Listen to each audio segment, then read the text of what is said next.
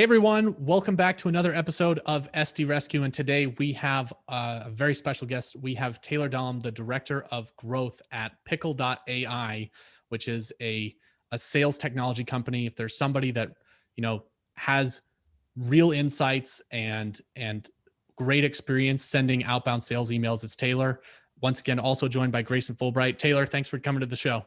Absolutely, Austin. Appreciate it. Grayson, thanks for having me on. So today we're going to be looking at a sequence of two emails that I think they show a really good progression of, where we're starting to leave from just talking about our products and services as salespeople. It's showing a good motion towards that. But again, how to actually complete that transformation. We're going to talk about using problems, delivering content that's valuable to the prospect, not necessarily to the seller. We're going to be talking about a number of those things and about how to effectively lead a buyer into the sales process as opposed to having the buyer tell you where to go. All right. So I'm going to jump into the email. Grayson, do you want to read the email this time? Yeah, I can read through both of them. Nice. And to kind of add on to what Austin said, I think one thing I'm going to focus on in this episode, and I've focused on this before in past episodes, is focus. And the idea of what exactly you want to disclose when you're writing a first or a second or a third email, and really how to utilize and leverage that information the best you can without using it all in a single message. Perfect. If you want to go ahead and read it, I've got it pulled up for you. Cool. Awesome. All right. So first one goes, hey, awesome. One of the best parts of my job is getting to connect with technology leaders like yourself/selves to learn about the opportunities you're unlocking and the problems you're solving. And while every organization is different, all the ones I speak to have or are planning initiatives around these priorities. Cloud strategy, leveraging the cloud to improve customer experiences and reduce costs. Enterprise security, eliminating security threats and designing secure products. Big data and analytics, turning large data sets into actionable insights. Modern infrastructure, creating, configuring, and orchestrating whole IT environments of software. Agile organizations, aligning people, process, and technology to break down barriers and move faster. Which of these is most top of mind for you? I'd love to see how you're looking at the new year and how we could get your teams access to leverage the free month. Schedule a meeting with me here with a calendar link. And I'll read the second one quickly too. It's pretty quick. Awesome. Just bringing this to the top of your inbox. I wanted to send over a short video, less than 3 minutes, that gives a quick demo of our platform. I thought you would find it interesting and it would give you a better idea of what Seller Company, which is my company, is all about in case you wanted to take advantage of this promotion. What additional information would you be interested in? All right. We'll go to the color code. Why not? I'll go up here to the normal one. So Taylor, I guess if you want to start off, what is your just initial reaction or impression to these emails? What are your thoughts and impressions just after Grayson read that aloud? Yeah.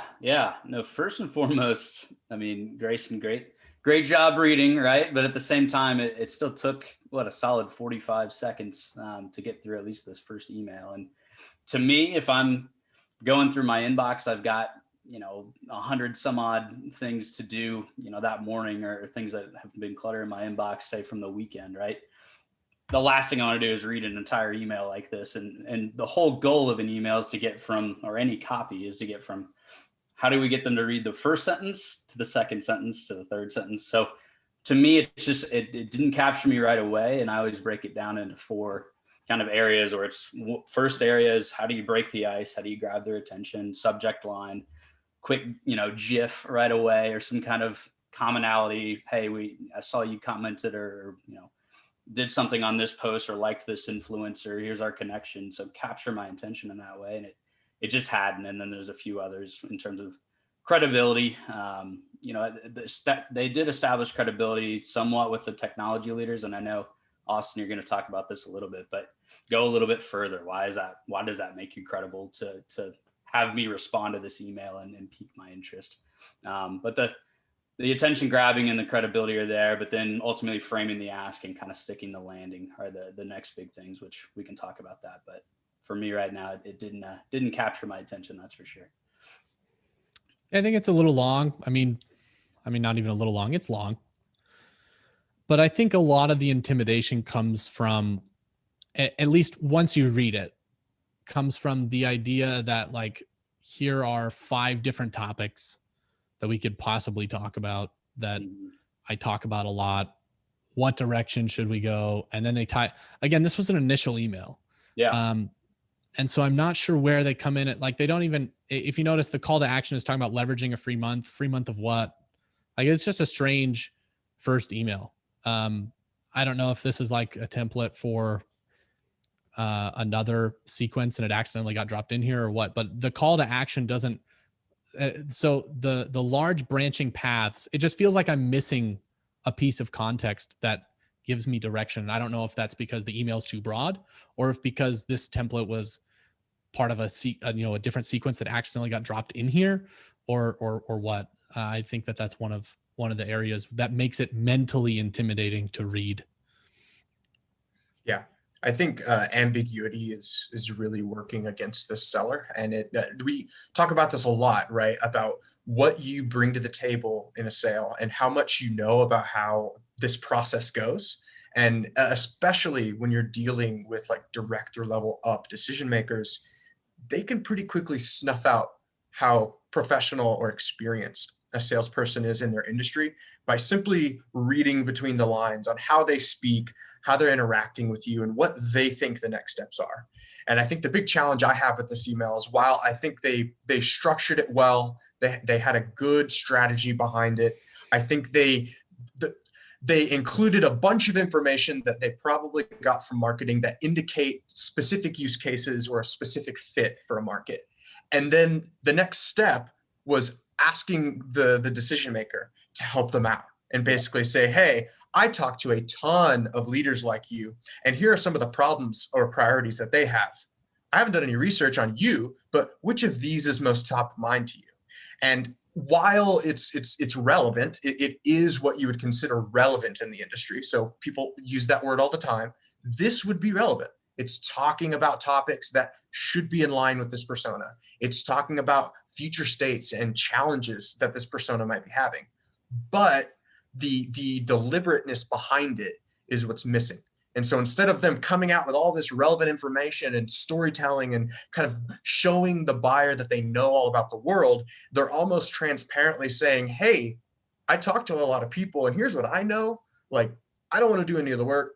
What are you going to identify as? And I think it's very risky to do that if you're in a space like this, where it's very complicated. The deal is likely going to take multiple conversations and multiple stakeholders signing off. So from the gate, if you're dealing with like an enterprise deal, or if you're in a more complicated sale, you want to come out of the gate acting like you know what's going on, you know who to talk to, and you can lead the buyer to the next steps so that it's easy as possible. If I personally were in a decision-making seat for this industry and I saw an email like this, the first thing I would think to myself is, even if the brand is good, and even if we do need a solution like this, what's going to be the time costs and energy costs it's going to take to get this salesperson through to the end of the game?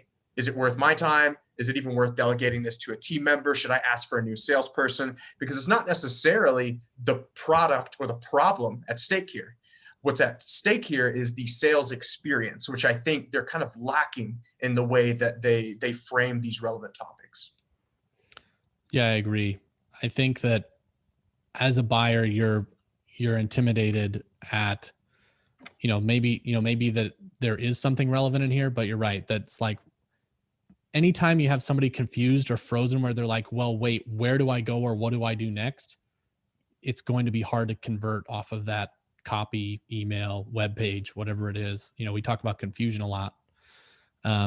And this isn't necessarily confusion. I mean, in a way it's confusion, but it's just like, it's analysis paralysis almost. There's so much to think about that the default is going to be to not take action.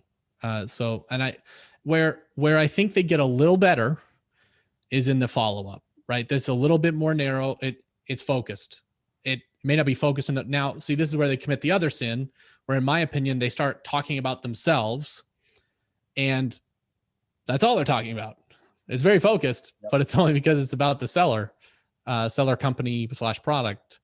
And I do like that they try to provide, they provided a piece of content, a video, as opposed to just explain, a lot of people will just explain it in writing, but they're saying, hey, here's a video, less than 3 minutes about our company. We have this promotion. But then again, they do in their CTA, they do that whole thing again, like, what additional information would you be interested in? They're saying, hey, you tell me. And I think this is a symptom, right? Where it's like, oh, the buyers are in control of the buying process, which is true. They have a ton of info, but this isn't how you let the buyer be in control of the buying process. Like your job is to show them how to engage and interact with you and why it's worth their time to do that, as opposed to, this is leaving it too open, in my opinion. I would say kind of on my end, like you said, this is a reply bumping up that first email, and kind of as we have discussed before, Austin, it comes down to how good was your first email that you want to bump up that email again and say, hey, based on what I had sent you before, are you still interested? So again, you're just reminding kind of there was so much information. Now you're adding even more information on by including a video that I now have to watch that's less than 3 minutes, which most people are going to say, hey, I don't have 3 minutes to dedicate to a video I know nothing about, or have, some kind of piqued interest or reason to click on. So putting a lot of work into the buyer's end of, the first email, hey, here's every bit of marketing copy I can throw at you. What interests you the most? And then the next play of, hey, let me bump that email again to you. And then also here's a video to click on that again, puts all that onus back into the buyer, which as the seller, you should be showing them, hey, I know you have all the decisions to make in the buying process, but at the same time, how can you make this easier for them to understand what you're offering as fast as possible? And to me, a short video to a link that I don't know where it's going for less than 3 minutes, which could be 2 minutes and 59 seconds. To me, it's again, a tough ask for what you're actually putting out there. Yeah, I definitely a 3-minute video about their platform, right? You haven't addressed anything. We've addressed relevant industry topics, but so many that I don't know, like big data and analytics. That's an entire, like, these aren't even topics. They're disciplines. That's like saying, would you like information on physics, chemistry, or what's the other one? It's like ecology, right? Okay. What about those? These are very, enterprise security. That's a big topic. There's a lot to cover. There's so many different subtopics that I'm guessing are probably irrelevant to the buyer at this time. There's just no leading as to there, like you said, there's no incentive or understanding on the buyer's part as to why this would be pertinent to me. So I think those are the hurdles to overcome. The play, like the theory of the play, is good. Start with problems or relevant topics to the buyer, and follow up with a piece of content that hopefully would be relevant or moving forward on that topic. So when I went into the rewrite, I have structured it around that play. I even took some of the phrases and copy from, this is the color coded version. Sorry, guys. I guess we missed out on the color code breakdown of the emails. Because I want to transition to the rewrites now. But for the rewrites, I wanted to overcome those problems and dial in the focus and make the problem is that follow-up email doesn't have anything to do with the first email that was sent. And so if you're going to in-thread reply, like I do say that a lot as a joke, like, hey, if you're going to remind me about an email you sent, it better be a good one.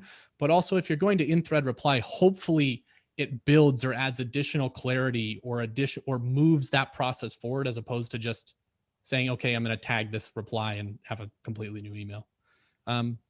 At least that is a strategy. So Grayson, you want to go through you want to read these ones? Sure. And this is Austin's rewrite. So he did this one this week. Tune in next week if you want to see mine or another guest. Okay, so first one goes, hey, Austin, when speaking with your buyer persona, they discussed how the responsibility for application security is shifting from an IT function to a development function. and that devs are generally unprepared and lack needed skills for this change. Would you be open to an interview about how you would approach preparing your devs? And then the rewrite goes, actually, I got to scroll down a little. Hey, awesome. I've linked a short video of my interview with your buyer persona where he shares how he helped their devs skill up in order to build secure products during the development lifecycle. Are you open to connecting about the potential for a similar interview? If not, no worries at all. And I'm still happy to share additional resources you find interesting.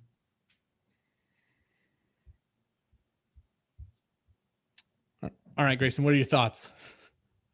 I like that they're a lot shorter, and that was to kind of go back to the original and recap my thoughts. I think framing is everything with how you write to buyers, and especially when you're including too much information. Even if you frame things well, it could be hard to digest. Mhm. So, a way that you could have gone back to that original email and made it easier to understand, more engaging, but still the same information is just say, hey, I talked to leaders like you and wanted to do a quick survey because these are the top 5 topics I'm seeing right now that are most relevant. What do you think? Boom. It completely reframes that amount of information, but yet it's still a little bit more digestible than trying to include it in a product pitch and a sales conversation. And I think you did a good job of making that transition in these rewrites. They're more precise. They're really focusing on like a key idea rather than like a big platter of ideas for someone to digest.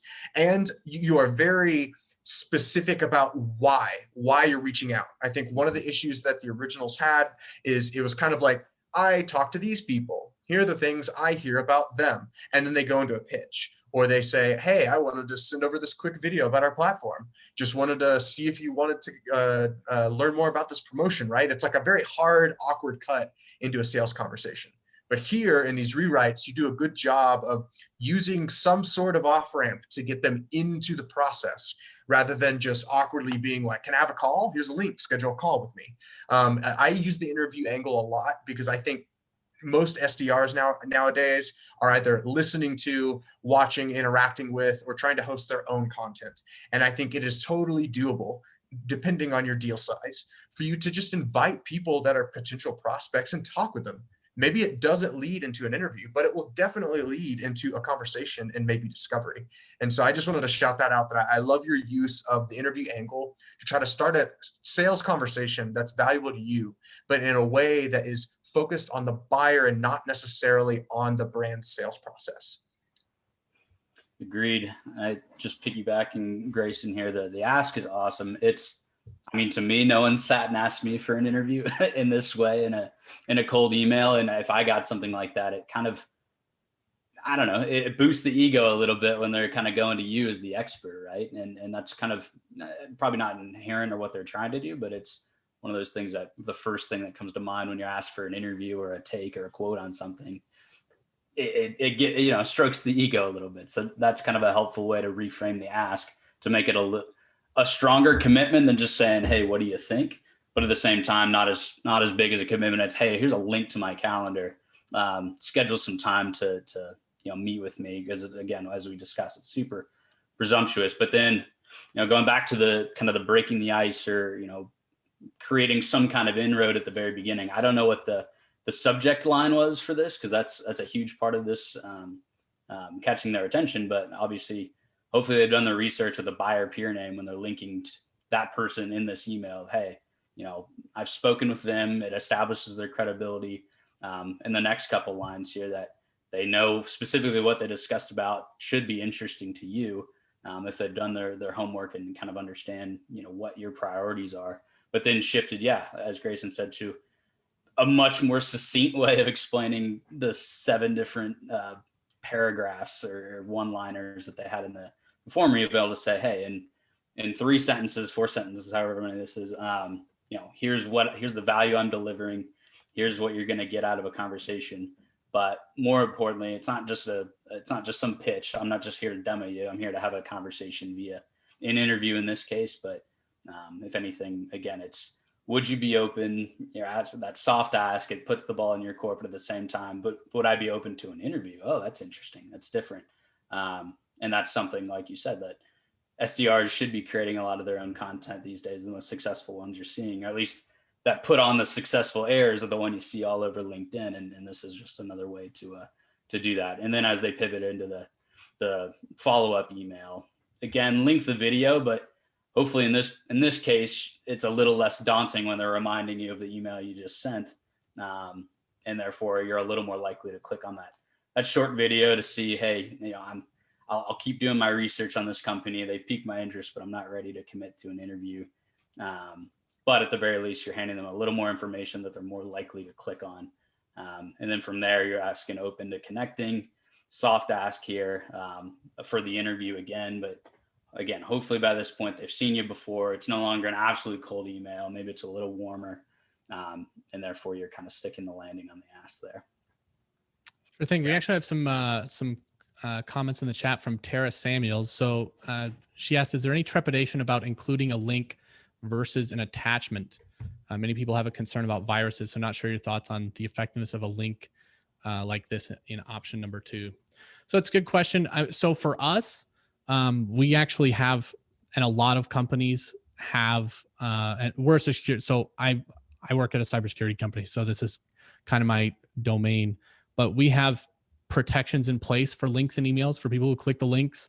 I think there's trepidation about that. Fortunately, what I would do is hopefully people are looking at what the link is and where it leads to, like looking at that preview. I know I do, but again, I'm in security, so I may be biased before clicking it. And it would literally be a YouTube link or a Vimeo link, wherever that video is hosted. And again, the emails a lot are going to be leveraging that buyer peer. So because the email we rewrote insinuated that they talked to a lot of the prospect's peers, right? Lots of technology leaders. And so hopefully the best case scenario would be somebody that's first or second degree connected with that person.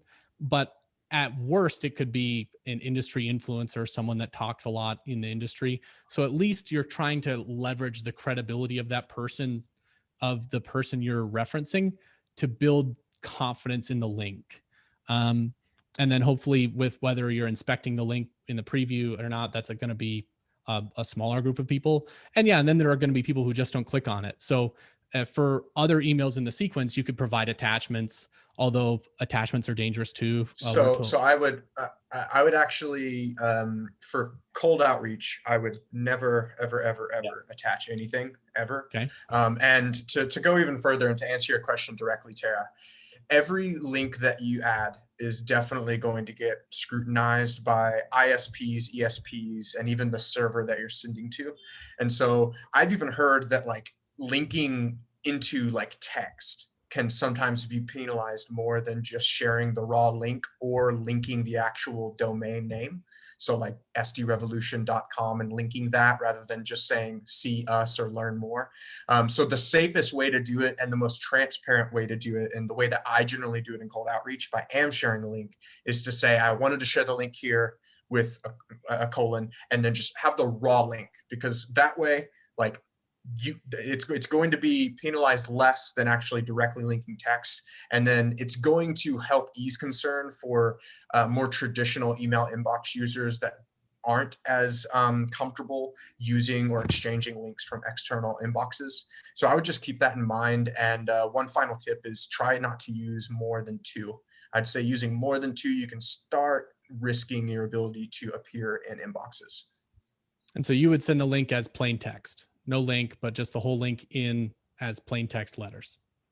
Yeah, I would. And I would even, good tip. If you can, you can also use, like, if it's a really long link, you can use a trusted service like Bitly. Yeah, and use a shortener. Just customize the URL.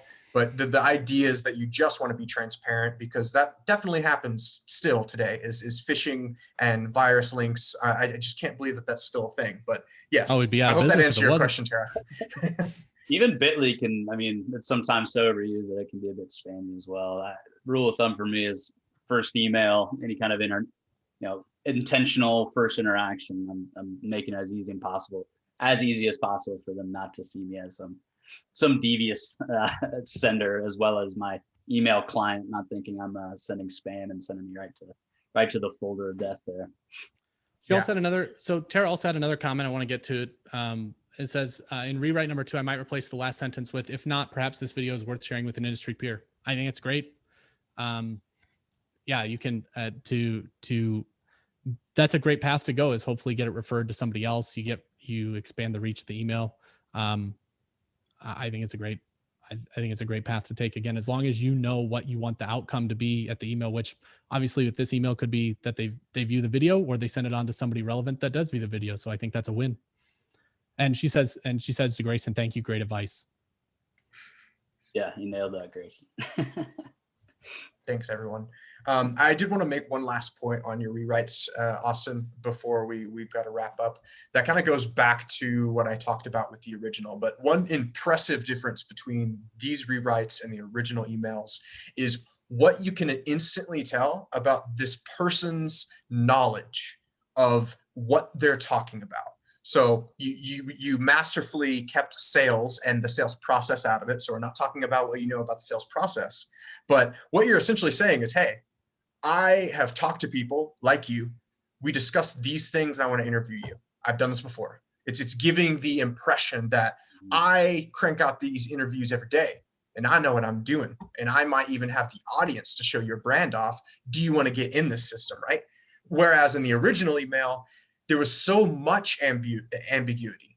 Even if there was immense value behind that email, certain decision makers or people in specific busy situations might look at the future prospect of going through that process with them and just not finding it worth it. And so the framing that you can give off of yourself as a leader and a guide in the industry is so important. And I think it's awesome that you kind of like brought that framing in the rewrites, because I do think that the original emails would have done a lot better had they just come off a little bit, not sure of themselves, but a little bit more confident in what conversations actually look like with their buyer. I agree with that. I think that the quickest way to build credibility is to, well, maybe not quickest, but a really good way to build credibility is to only talk about things you know, and then don't talk about things you don't. You know, that creates a lot of transparency and engenders trust with the buyer. Like masquerading as knowing something you don't know makes you look silly.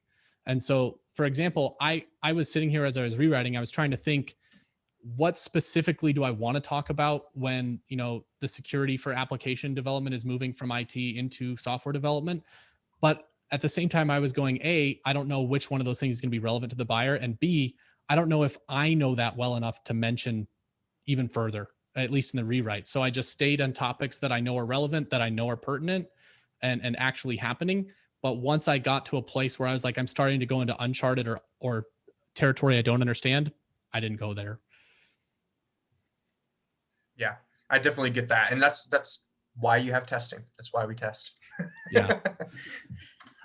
So it looks like we're close to the top of the hour. So I wanted to thank everybody who joined us live. We'll also be posting a recording of this video on our YouTube, the SD Revolution YouTube, if you want to check it out later or share it.